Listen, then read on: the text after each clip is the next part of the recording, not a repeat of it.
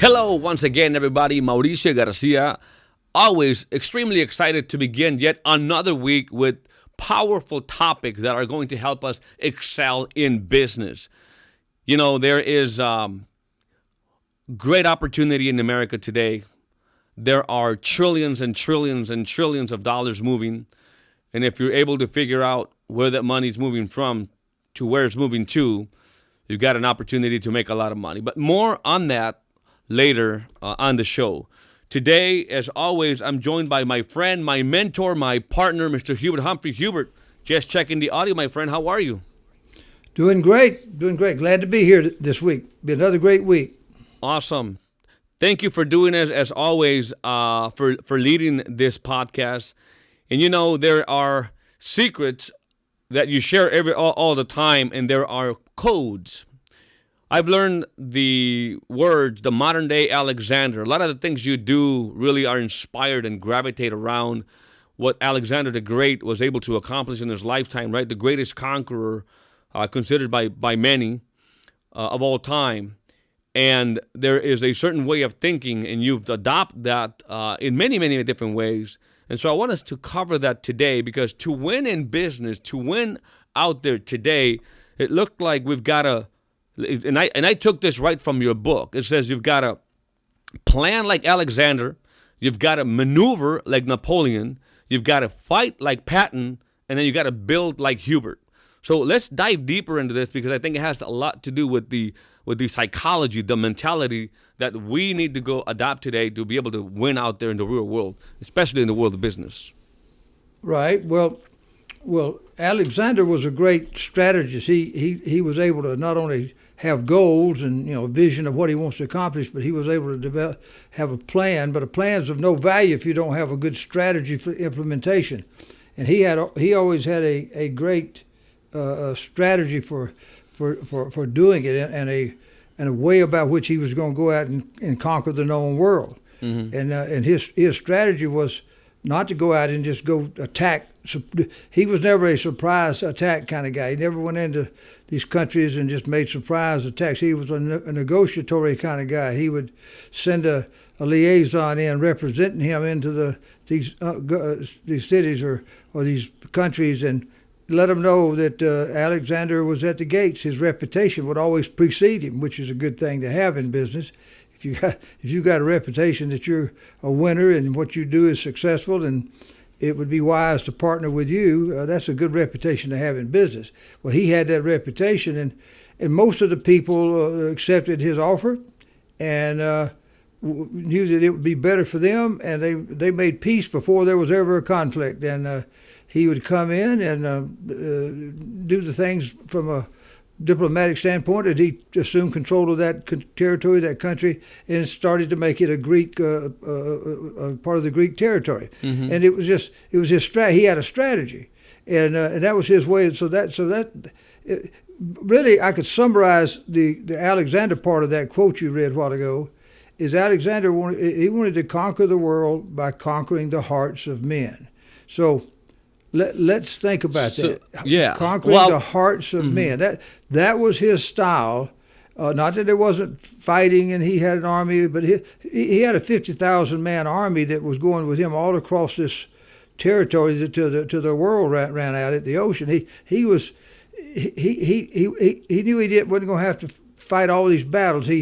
They were very disciplined. They knew how to win, and his 50,000, obviously, they ended up beating Darius's 1,000,000-man army. So they were powerful, but his reputation was able to get the people to be persuaded his way. He had mastered the art of persuasion.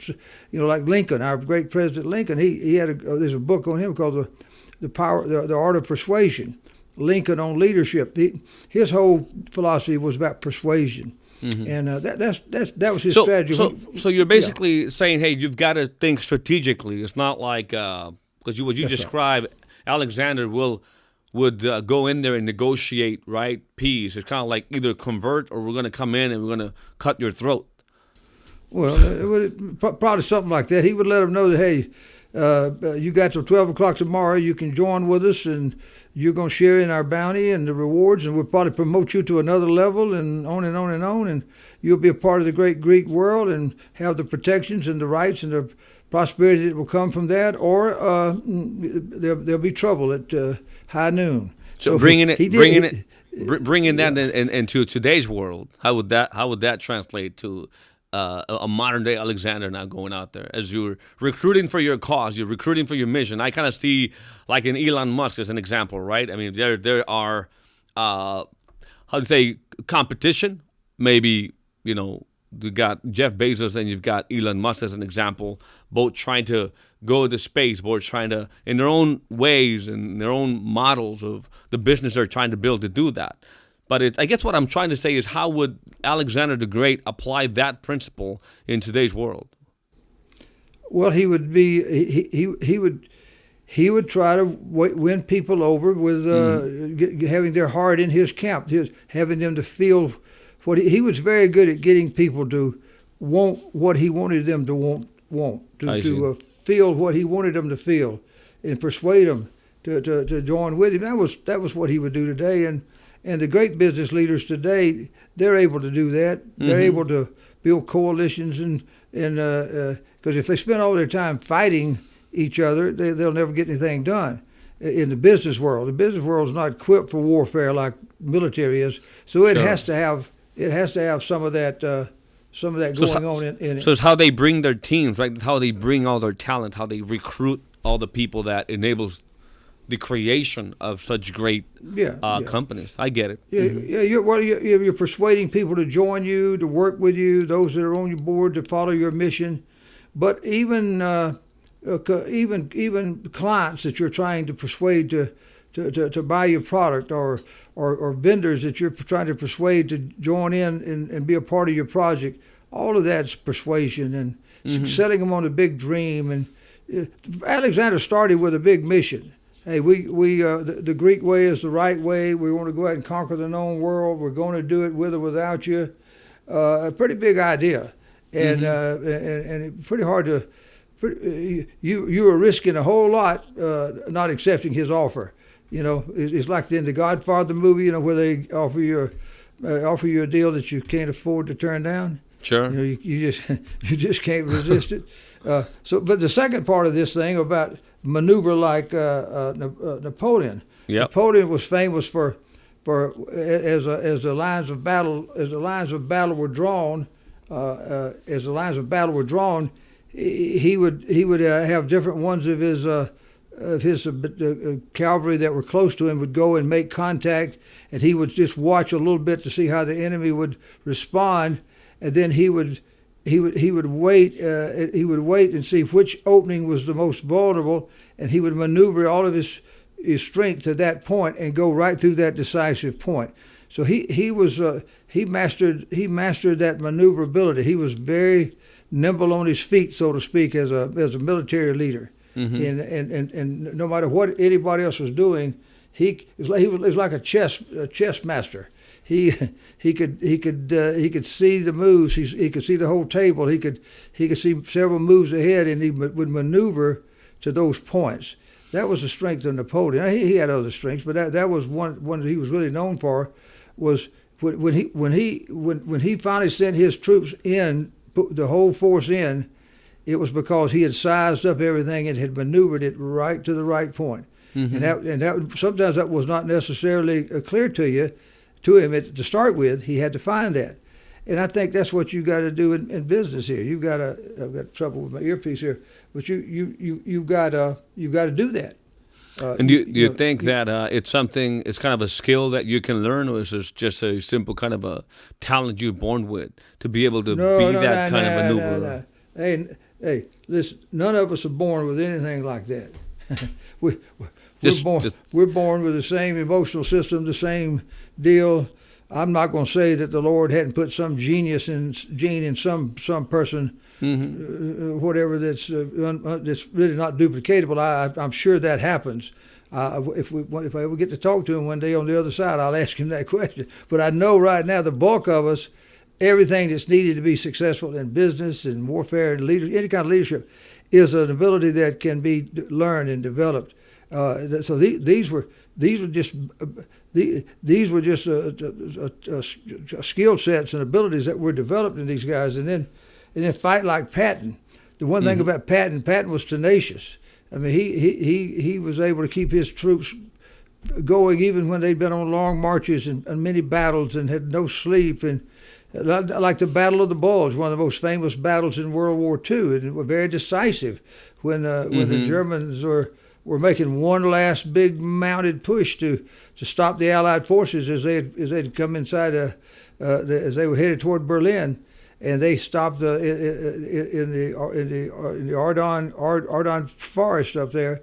They had that Battle of the Bulge. He force marched his troops, who had just come off a long battle in the dead of winter, when Field Marshal Montgomery and Omar Bradley and all the other generals said that their troops just couldn't make that journey, and they were somebody had to go give those troops relief because they were about to be conquered or about to be defeated. He said, we can do it. He said, well, your troops are so dead tired. He said, but they'll do it. I got them believing. I've got them trained. And so that's what he was. He had that fighting spirit. In fact, as you've studied the life of General Patton, there's a great book out there about how to become a victorious general. And it gives us, it's divided into three basic parts. The first thing you got to have is a warrior soul. And so that sort of describes Patton's philosophy. He was a great fighter. Warriors fight. They were born to fight. He loved the battle. He loved the competition of it, and he instilled that into his people. And they didn't shy away from battle. The harder the blow, the stronger the steel, so to speak. That's the mentality that I'm saying right there with Patton. We could go on and on about each one of these. Yeah, no. What I found interesting is that in your book, obviously you say, hey, and then build like Hubert. This is a book that you're trying to teach everybody in your company, in the organization, to think like these great warriors, conquerors, right, leaders, and then build like Hubert, because nobody's built companies like you've built in the past or the last 4 decades. So I'm assuming that these principles have played a major role in your accomplishments. Oh, they had. And it was. If I didn't love to read history, if I didn't love to study other people, if I didn't love to copy the great leaders of the past, and not, I don't read for the entertainment of reading and studying. I read for the value that can be received out of it, and learning these things and finding these deep hidden truths about them. And I've basically dissected those things and teach them to our leaders, and some of it actually sticks with some of them. And so we've got a little bit of an advantage with most people, because most leaders out there aren't approaching they're approaching their business more from a business than it's some gigantic great mission in life. This is our moonshot. This is our Alexander conquering the known world. See, one of our mottos, he wanted to conquer the world and make it Greek. We want to conquer the world and make it wealthy. Well, if I'm going to conquer the world, why don't I go copy somebody else that's conquering the known world, and let's apply those principles to business? And that's what I've done here. And the biggest thing about our deal is I take all of these principles from all these great leaders, molded into my building philosophy and everything, and then what I do is I use this leadership format system as our vehicle. It's the vehicle that we're going to win by. Like Patton brought in automation into the military. And when he first started, you had horses. It was the cavalry, soldiers on horseback. That was the cavalry. That was how they went. And horses, it was easy for horses. Horses could eat grass along the way and drink water, and you just keep riding them. Well, tanks had to have fuel, so he brought this new armored warfare into being, and the Germans picked up on it and really developed the whole blitzkrieg mentality off of that automation. And in that very beginning, when they attacked Poland, you look at some of the old footage from those battles. They're coming through there, and all these all these German tanks just pouring through the fields, and who's coming at them? The Polish army on horseback. Now, hello, what's wrong with that picture? You know, all these tanks, German tanks flooding through the field, and these guys are coming in on the old-fashioned horses. It didn't take but a couple of hours for Poland to be captured. Mm-hmm. So that's the way it is in business here. My vehicle is a leadership format system, because I know I'm dealing with human nature, and this is the greatest way of balancing out human nature, causing us to have the greatest chance to be the most successful with the least the least cost of time, waste of time and energy. It's just a great system, and everybody has to have their own version of that if they're going to win. So my philosophy is building is molded around all of this. Right. You know, what I love about what you said is that, and it's important for everybody that is listening in today, that is studying. I mean, even people that have achieved such great things, they continue to look and continue to learn and continue to read and find mentors and lessons from the past. You know, you continue to read these things and read for the value. And then be able to feed yourself from those kind of great warriors, leaders, conquerors, and then feed it to the people that you're trying to build. So there's a lot of leadership building here by bringing that value and passing it down. So that's really great. We're going to wrap it up for today. Hopefully you got a lot of value from today, because what we're talking about is what are some of the codes that make a modern-day Alexander in today's world, how to go out there and really conquer your future by conquering, business, by being successful. Hey, Mauricio, let me to just cap off this whole little segment here. Yeah. There's one statement that all of these great leaders felt like. Patton kind of verbalized it real good, and I'll just quote him, because and I tell all of our team here that says I'm ready to seize this moment. I clearly see that my company, HGI, and you could interject some other company there. HGI is like Patton's Third Army. Then we quoted Patton. We are precisely the right instrument at precisely the right moment in exactly the right place. That was his motto. That he had convinced his whole team, his whole Third Army, that. And so anytime a moment came up, it was not too big for them. They were the first to jump in there, because they knew that was their destiny. They had built their own destiny. And every one of these leaders, Alexander, Napoleon, you name it, they had that feeling. And I hope all the people listening right now will know that they are the right person for the right place at the right time, and they can find the right systems to do it. If they can't find any other place, they need to contact us. We'll show them. Well, absolutely. Well, we cannot end the show without revealing one of the greatest secrets in American business today. And that great secret is that the one place where you are more likely to even achieve financial freedom, to become a millionaire, is getting involved in the financial industry. And there is no other leader, there is no other company that has perfected the system to harness the power of that industry than Hubert Humphrey and the leadership format system under the HGI, Hegemon Group International flag. They are the number one sponsor to this podcast, not only financing, obviously, but their time and bringing all of their knowledge, 40 plus years of success, putting it out there, giving it away in the podcast. But if you want to get even closer to the fire and really work hand in hand with the one and only architect of the greatest system ever created in the financial services industry that built two multi-billion dollar companies, I should say, then look nowhere else.